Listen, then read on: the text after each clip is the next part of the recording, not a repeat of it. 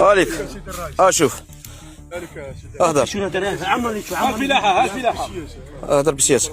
الفلاحه الشجره تاعكم والفلاحه وإذا صارت المعنيه والمحليه. الزيتون تاع بالعباس الحاج اللي تقولوا عمي تبون عمي تبون شوف عمي تبون شوف الشجره اللي قلت لك عمي تبون شوف دعم كل الدعم تاع الفلاحه هذا هو. شوف عمي تبون الرجاله كاسرين لهم شوف هذيك الزيتون اللي عطيتولي قلت لي غرسه هالي قطعته السلطه المعنيه والمحليه السلطه المعنيه والمحليه. شوفوا جات في الليل قطعتها وهربت النهار والقهار كذا بالليل ساي زوروا جدمي.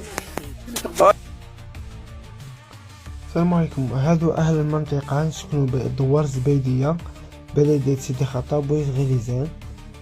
هذو صلحوا واحد الأرض تاع دولة، أرض تاع دولة صلحوها وهم يفلحوها غرسوها شجرة تين وزيتون وزعما وداليا كلش غرسوا فيه.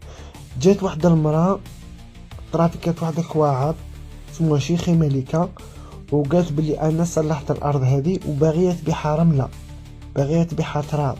هيا راهم يشتكوا عليها وهم في المحكمة ثم فوتوا العادة وجا عندنا الوالي وجا شاب دايرة وكاع.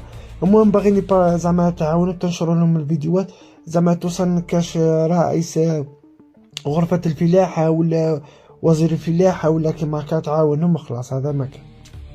جا شاب دايرة تاع غليزان وجاو همين هي شغل باغية تبيعها رملة باغية تبيعها تراب. زعما قطعت الانسان هذا الجار تاعنا قطعت له الشجره ومزيان راحوا لما قطعت له 400 شجره تحتين وزيتون واجده كبيره ودير الغله. هو راه يشتغل فيها في 35 سنه. هو كي جا عندنا الوالي شاب دايره قلنا له الا بغيت تديها الولايه زعما مرحبا شو ارتا دوله ما تقدرش تديها دوله بصح باجي هي تديها وتقول لك انا صلحت وتبيعها رمله. لا حنا باغيين كيما هكا. هذا ما كان.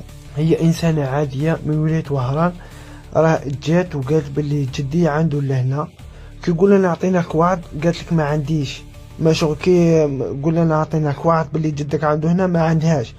اي تقول باللي انا صلحت وحنا جاو الجدرميه وعنا فوطوات من في التسعينات في الدومينات باللي مصورين في الشجره وغارسين والدوله عطاتنا الشجره تاع الزيتون وكاع. حنا شغل باغي شغل كيما نقولوا حنا الناس تشوف وتسمع. هذا ما كان. لا تقدر تعاوننا ومودي فيلم ندير لهم عنوان مليح. اما عندي فيديوهات بصح ما عرفتش نقصصهم شغل دير لهم لي تيتر هكا وعاونهم وخلاص. قال اهل المنطقه هذو مناطق الظل يشوفوا كي راهم عايشين يشوفوا هذه الانسانات جات قطعت لهم الشجره اسمها شيخي ملكه هكا عاونهم خلاص. هذا ما كان.